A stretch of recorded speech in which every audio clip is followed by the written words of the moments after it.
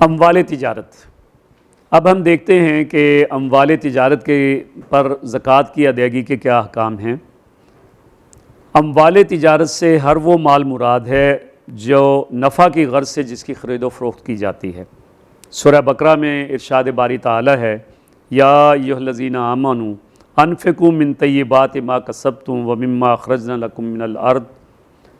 اے لوگو جو ایمان لائے ہو، جو کچھ تم نے محنت مزدوری یا تجارت سے کمایا ہے اور جو کچھ ہم نے تمہارے لیے زمین سے نکالا ہے، اس میں سے عمدہ چیزیں اللہ کی راہ میں خرچ کرو۔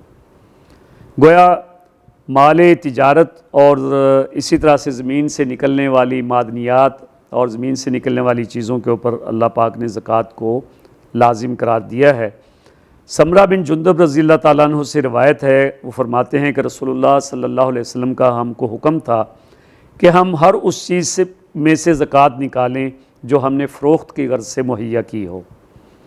تمام اموال تجارت پر زکوٰۃ کی شرح وہی ہے جو سونے، چاندی اور نقدی کی پر زکوٰۃ کی شرح ہے، یعنی کل مال تجارت کی مالیت کا 2.5% یا 40واں حصہ۔ لیکن کارخانوں کی مشینیں، آلات پیدائش، عمارت اور دیگر وہ تمام اشیاء جو پیدائش دولت میں مددگار ہوتی ہیں، ان پر زکوٰۃ نہیں ہے۔ گویا کارخانے کی بلڈنگ، کارخانے میں لگی ہوئی فکس مشینری اور اسی طرح سے مختلف آلات جو اس ضمن میں استعمال میں آتے ہیں، ان پر زکوٰۃ واجب نہیں ہے۔ لیکن را مٹیریل اور جو دیگر مال ہے اس کے اوپر زکوٰۃ واجب ہوگی۔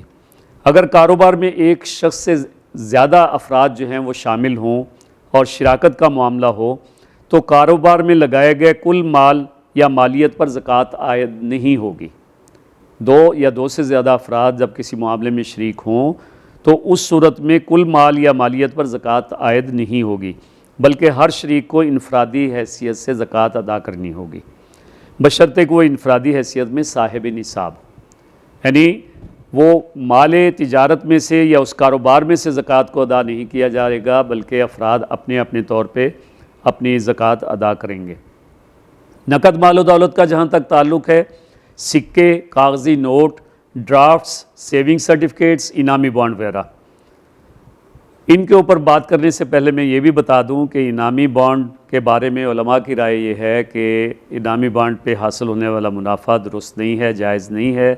یہ بھی سود کی ہی ایک شکل ہے۔ اسی طرح سے سیونگ سرٹیفکیٹس کے اوپر حاصل ہونے والا منافع یہ بھی سود کی ہی ایک شکل ہے۔ تاہم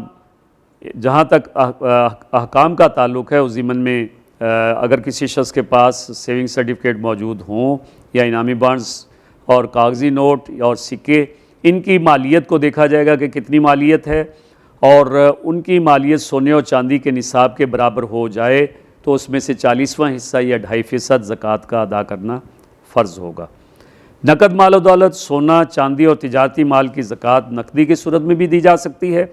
اور اشیاء خرد و نوش کی صورت میں بھی اور کپڑوں کی صورت میں بھی۔ گویا کسی بھی صورت میں اس کی مالیت کا اندازہ کر لیا جائے گا، خواہ اس کے کپڑے خرید کے دے دیے جائیں یا کھانے پینے کی اشیاء خرید کے دے دی جائیں یا نقد مال و دولت جو ہے وہ دے دیا جائے، تو یہ تمام صورتیں درست ہیں۔ کانوں اور دفینوں کے بارے میں اور ان میں زکوٰۃ کی ادائیگی کے بارے میں حضرت ابو ہریرہ رضی اللہ تعالیٰ عنہ کی سے ایک روایت ہے کہ رکاز یعنی کان میں 5واں حصہ ہے، ان فی الرکاز خمس، کہ رکاز میں 5واں حصہ ہے، تو گویا معدنیات اور دفینوں میں 5واں حصہ یعنی 20% شرائع سے زکوٰۃ کی ادائیگی لازم کی گئی ہے۔